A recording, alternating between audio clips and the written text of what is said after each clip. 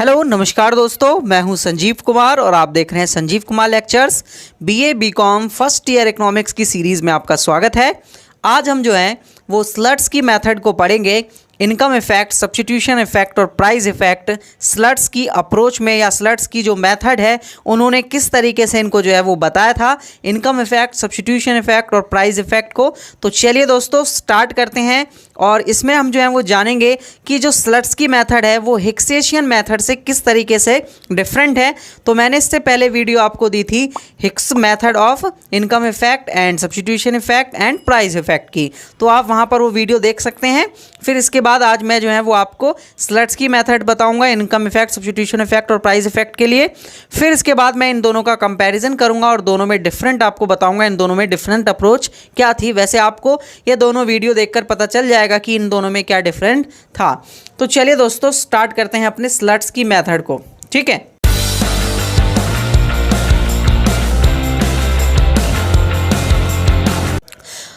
Next अगर हम देखें यहाँ पर तो जो हमारे स्लट्स की हैं वो 1880 तक और 1994 से 1880 तक 1984 से इकोनॉमिस्ट रहे थे, ठीक है।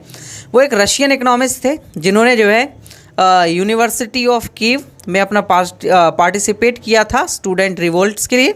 और उन्होंने अपना एक पेपर पब्लिश किया था 1951 में on the theory of budget of the consumer, जिसमें इन्होंने जो है वो अपने स्लट्स की डीकम्पोजिशन के बारे में बात की थी, ठीक है दोस्तों। तो इसी जो पेपर है या जो उनकी थ्योरी है इसके द्वारा इन्होंने इनकम इफेक्ट, सब्स्टिट्यूशन इफेक्ट, इन सब चीज़ों को कैसे समझाया वही हम जो है वो इस वीडियो में आज समझने वाले हैं, ठीक है दोस्तों। तो स्टार्ट करते हैं। तो आप यहाँ पर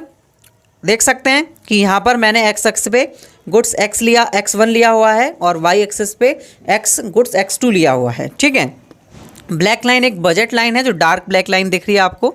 और जो आपको ब्लू कलर की लाइन दिख रही है वो एक IC कर्व है जो I1 से मैंने नोट किया हुआ है, ठीक है। और ये जो पॉइंट है वो एक ऑप्टिमल बंडल है किसी भी कंजम्पशन बंडल का, ठीक है। एक ऑप्टिमल बंडल लिया हुआ है जो कंज्यूमर ने अचीव किया अपनी बजट लाइन और IC कर्व के इंटरसेक्शन पॉइंट या जहाँ पर वो टच कर रहा है वहाँ से उसे ऑप्टिमल बंडल मिल रहा है जहाँ पर मैक्सिमम सेटिस्फेक्शन उसे मिल रही है, ठीक है, ये पॉइंट पर। नेक्स्ट अगर हम बात करें गुड्स X1 जो है अगर उसका प्राइस डिक्रीज हो जाए तो हमारे पास क्या होगा, बजट लाइन जो है P पॉइंट से पिवोट होगी और बिल्कुल स्ट्रेट लाइन आगे की ओर क्या हो जाएगी, बढ़ जाएगी। आप देख सकते हैं यहाँ से जो है ये वाली हमारी बजट लाइन थी,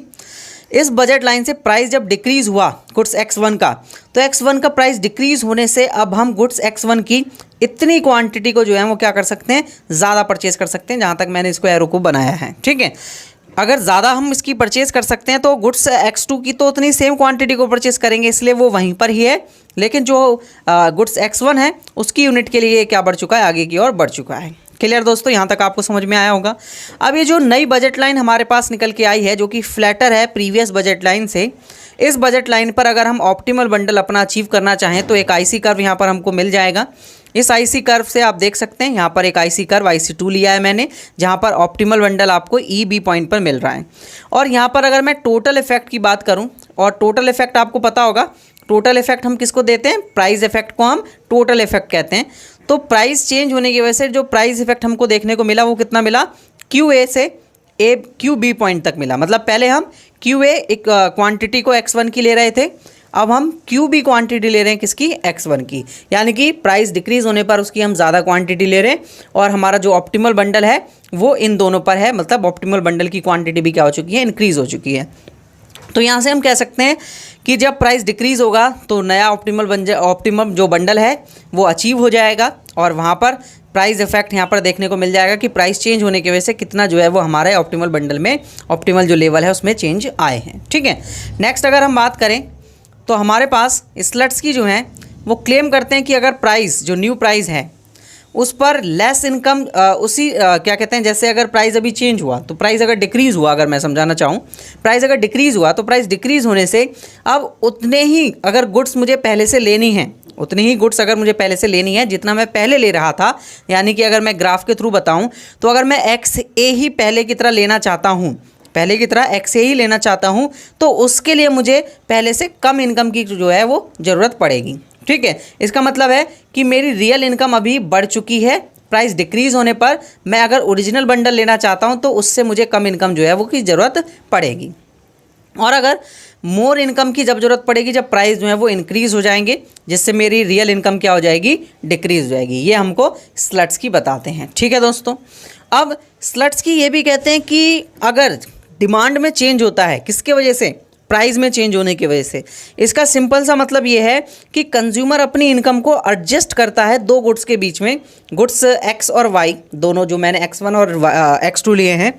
उनके बीच में एडजस्ट करता है अपनी क्वांटिटी को, मतलब जो अपने बंडल्स लेता है वो गुड्स को कंज्यूम करने के लिए या ऑप्टिमल लेवल पर बंडल को पहुंचने के लिए कुछ ना कुछ क्वांटिटी को एडजस्ट करता है और अपनी इनकम उसकी एडजस्ट होती है प्राइस में चेंज होने की वजह से। इसका मतलब है अगर कंज्यूमर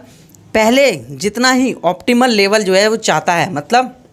ग्राफिकली अगर हम देखें तो मतलब XA वो चाहता है, तो इसका मतलब है उससे अपनी इनकम को क्या करना पड़ेगा, पहले से डिक्रीज़ करना पड़ेगा, यानी कि उसकी रियल इनकम जो अभी बढ़ चुकी है प्राइस डिक्रीज़ होने की वजह से, उसको उस इनकम को कम करना पड़ेगा। ठीक है, ग्राफिकली समझते हैं इस चीज़ को। तो अगर ग्राफिकली हम देखें, रुक जाइए दोस्तों, ठीक है, हाँ, अब अगर हम ग्राफिकली इस चीज़ को देखें तो उसको जो है यहाँ पैरेलल एक लाइन ड्रॉ करनी होगी। जैसा हिक्सेशियन मेथड में हम क्या करते थे, एक पैरेलल लाइन ड्रॉ करते थे, वैसा ही सेम यहाँ पर हमको जो है, जो नई बजट लाइन आई है, इसको मैं बता देता हूँ। ये जो बजट लाइन है हमारी, इस बजट लाइन के ठीक पैरेलल एक ग्रीन लाइन जो मैंने ड्रॉ की हुई है, ये पैरेलल लाइन इसलिए ड्रॉ करी गई है क्योंकि प्राइस डिक्रीज़ होने पर जो गुड्स एक्स का प्राइस, X1 का प्राइस डिक्रीज़ हुआ, उसके वजह से मेरी इनकम क्या हो गई, रियल इनकम बढ़ गई। मैं ज़्यादा क्वांटिटी खरीद पा रहा था X1 की, और अगर मैं चाहता हूँ कि पहले जितनी ही क्वांटिटी X1 की खरीदूँ तो उसके लिए मुझे अपनी रियल इनकम को डिक्रीज़ करना पड़ेगा, तो मैं अपनी इनकम को डिक्रीज़ करता हूँ, जो कि मैंने पैरेलल एक लाइन जो है वो खींच दी है। और ये पैरेलल लाइन जो है वो ठीक EA पॉइंट से क्या हो रही है, इंटरसेक्ट हो रही है। यहाँ पर ध्यान देने वाली बात यह है कि जो हिक्स हैं, हिक्स के अगर आप अप्रोच को पढ़ो तो ये वाला अगर हम देखें, ये वाला पुराना बंडल, ये वाला नया, ठीक है, तो ये जो पुरानी क्वांटिटी होती थी, इसके पैरेलल जब लाइन खींची जाती थी तो वो इसी पॉइंट से नहीं कटता था, मतलब जो पैरेलल बजट लाइन वहाँ पर खींची जाती थी वो इसी बजट लाइन से कट नहीं करता था, जैसा कि सेम इसी पॉइंट से जो पहले क्वांटिटी थी, सेम उसी क्वांटिटी से फिक्सेशन मेथड में ये पास नहीं करती थी, लेकिन स्लट्स की मेथड में ये वहीं से पास करती है। ये आपको एक मेन डिफरेंस यहाँ पर समझ में आ गया होगा। ठीक है, अब अगर यहाँ से हम सब्स्टिट्यूशन इफेक्ट देखना चाहें तो सब्स्टिट्यूशन इफेक्ट को स्लट्सकी ने बताया कि हम सेम IC कर्व पर सब्स्टिट्यूशन इफेक्ट को नहीं ले सकते, हमें एक डिफरेंट IC पर जाना होगा इसी इनकम के लेवल पर, वो भी हमारे लिए क्या होगा, एक सब्स्टिट्यूशन इफेक्ट होगा। जैसा कि हिक्स ने बताया कि हम सब्स्टिट्यूशन इफेक्ट उस चीज़ को कहते हैं जहाँ पर हम एक ही IC कर्व पर दो डिफरेंट पॉइंट्स पर आ जाएं। मतलब अगर मैं पहले इस पॉइंट पर हूँ तो मैं इस पॉइंट पर आना चाहता हूँ, तो उसके लिए मैं गुड्स Y को सब्स्टिट्यूट कर दूंगा गुड्स X के लिए, गुड्स X को बढ़ाऊंगा और गुड्स Y को कम कर दूंगा। लेकिन यहाँ पर स्लट्सकी ऐसा नहीं मानते, वो ये कहते हैं कि अगर हमको इनकम कम करनी है तो रियल इनकम उतनी ही कम की जाएगी जितनी हमारी पहले इनकम थी, और जहाँ पर हमको ऑप्टिमल लेवल अचीव हो रहा था XA पर, उतना ही हो रहा था जब स्टार्टिंग में हमारी बजट लाइन थी। और इस ही बजट लाइन पर मैं एक डिफरेंट IC बनाऊंगा I3, और उस IC पर मैं एक ऑप्टिमल लेवल चूज करूंगा जो कि एक ऑप्टिमल क्वांटिटी को देगा, जो कि XC है। इस पर ही मेरे पास सब्स्टिट्यूशन इफेक्ट देखने को मिलेगा, एक ही बजट लाइन पर दो IC कर्व के थ्रू। और हमारे पास जो हिक्स हैं वो ये कहते हैं कि एक ही जो IC कर्व है और बजट लाइंस क्या हैं, डिफरेंटेड हैं, इसलिए ये दोनों अप्रोच क्या हैं, सिमिलर नहीं है, दोनों अप्रोच अलग हैं। यहाँ पर हिक्स कहते हैं कि दो बजट लाइन, मैंने यहाँ पर, मैं इस ग्राफ को थोड़ा आपके लिए और क्लियर यहाँ पर करना चाहूँगा। ठीक है, तो मैंने एक ग्राफ ड्रॉ किया, इनको डिफरेंट लाइन से मैं यहाँ पर कलर से ड्रॉ कर देता हूँ आपके लिए, जिससे आपको और अच्छे समझ में आएगा। ये है हमारे पास पहले की बजट लाइन और ये है पहले का IC कर्व। ठीक है, अब हमारे पास जो है इनकम चेंज हुई, इनकम चेंज होने पर यहाँ पर इनकम जो बजट लाइन है वो इस तरीके से चली गई और ये यहाँ पर इस तरीके से आईसी कर रहा था इंटरसेक्ट। अब कलर थोड़ा चेंज करते हैं, मैं ठीक इसके पैरेलल एक लाइन ड्रॉ करूँगा। सॉरी दोस्तों, थोड़ा सा गलत हो गया, ठीक है। यहाँ पर मैं एक पैरेलल लाइन ड्रॉ करूँगा ठीक इस वाली बजट लाइन के, ठीक है ना। तो यहाँ पर इसके पैरेलल अगर मैं लाइन ड्रॉ करूँ तो ये कुछ इस तरीके से यहाँ पर टच कर जाएगी, ठीक है, आप समझ लेना। तो ये एक ही आईसी कर्व पर दो डिफरेंट बजट लाइन नज़र आ जाती थी हिक्स वाले मेथड में, लेकिन यहाँ बिल्कुल भी ऐसा नहीं है। आप देख सकते हैं यहाँ पर क्या है कि एक ही बजट लाइन है, उसी बजट लाइन पर दो डिफरेंट आईसी हैं और उनके थ्रू XA और XC के थ्रू जो है वो सब्स्टिट्यूशन इफेक्ट को दिखाया जा रहा है, लेकिन हिक्स ऐसा नहीं करते थे। तो बेसिकली मैं आपको समझा चुका हूँगा, शायद आपको समझ में आ गया होगा, ठीक है। तो आगे बढ़ते हैं और देखते हैं, ठीक है। तो ये हो गया हमारे लिए क्या, सब्स्टिट्यूशन इफेक्ट। क्लियर है दोस्तों, XA से XC के बीच में, और आपको समझ में आ गया होगा हिक्स और स्लट्सकी में क्या क्या डिफरेंस हैं, दोनों की क्या मेथड अलग हैं और दोनों की अप्रोचेस क्यों अलग हैं, ठीक है ना। अब अगर इनकम इफेक्ट की बात करें तो इनकम इफेक्ट पता है, इनकम जो चेंज हुई है, इनकम पहले बजट लाइन हमारे पास जो फ्लैटर वाली बजट लाइन दिख रही है ब्लैक कलर से, उससे हमने एक पैरेलल लाइन खींची थी जो ग्रैंड डॉट लाइन है, उससे के थ्रू हमारी इनकम कम हुई, जिसकी वजह से हमने कंपनसेट करा और हमारी जो बजट लाइन है वो अब ये ग्रीन लाइन है और इस पर I3 जो है इंडिफरेंस कर्व है, जो कि EA इक्विलिब्रियम पॉइंट को दिखा रहा है, ऑप्टिमम लेवल को, जहां optimum level of quantity X1 जो है XCI है और XC से XB तक के बीच में जो इफेक्ट आ रहा है वो इनकम इफेक्ट की वजह से आ रहा है, ठीक है दोस्तों। अब हम देखेंगे कि स्लट्स की नॉर्मल गुड्स के केस में किस चीज़ की बात करते हैं। जैसे स्लट्स की ये भी बात करते हैं कि नॉर्मल गुड्स के केस में जब इनकम इंक्रीज़ होती है तो डिमांड इंक्रीज़ होती है, ठीक है ना, ये बिल्कुल सही है। और सब्स्टिट्यूशन और इनकम इफेक्ट रिफोर्स करते हैं ईच अदर्स को, मतलब एक दूसरे को, नॉर्मल गुड्स में जब प्राइस जो हैं वो क्या होते हैं, चेंज होते हैं, मतलब एक जैसा चेंज वहाँ पर देखने को मिल जाता है। तो आप देख सकते हैं स्लट्सकी के मेथड में इनकम मेथड के थ्रू हमारे पास, और नॉर्मल मेथड में, नॉर्मल गुड्स के केस में इनकम एंड सब्स्टिट्यूशन इफेक्ट दोनों एक ही डायरेक्शन में फोर्स करते हैं, एक ही डायरेक्शन में क्या करते हैं, फोर्स करते हैं, जो कि अभी आपने डायग्रामेटिकली देखा भी होगा, ठीक है। अब अगर हम बात कर लें यहाँ डिमांड कर्व की, डिमांड की इक्वेशंस की, तो आप देख सकते हैं इक्वेशंस मैंने यहाँ पर ली हुई है। अगर इक्वेशंस की हम बात करें तो हमारे पास पहले ये बजट लाइन की इक्वेशन थी, अब यहाँ गुड्स एक्स का प्राइस चेंज हुआ है, इसलिए P1 स्टार यहाँ पर लगा हुआ है, जिसकी वजह से कंपनसेट हुई है इनकम, ठीक है ना। नेक्स्ट अगर हम देखें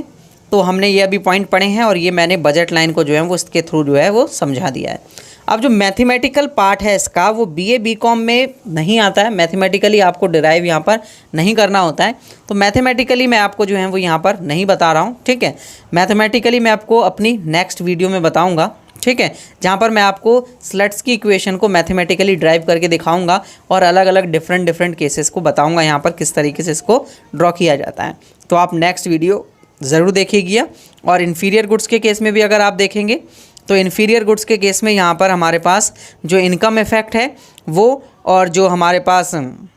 सब्स्टिट्यूशन इफेक्ट है, वो दोनों एक अपोजिट डायरेक्शन में जाते हैं, क्योंकि इन्फीरियर गुड्स वो गुड्स होते हैं जहाँ पर हम इनकम बढ़ने पर उनकी क्वांटिटी को कम परचेज़ करते हैं। इस वजह से हमारे पास जो इनकम इफेक्ट है वो क्या जाता है, और जो कहते हैं इनकम इफेक्ट है वो अपोजिट डायरेक्शन में जाता है, और सब्स्टिट्यूशन इफेक्ट तो खैर नेगेटिव ही जाता है, क्योंकि सब्स्टिट्यूशन इफेक्ट ऑल गुड्स के केस में हमेशा नेगेटिव रहता है। तो आप इस ग्राफ के थ्रू यहाँ पर समझ सकते हैं, ठीक है।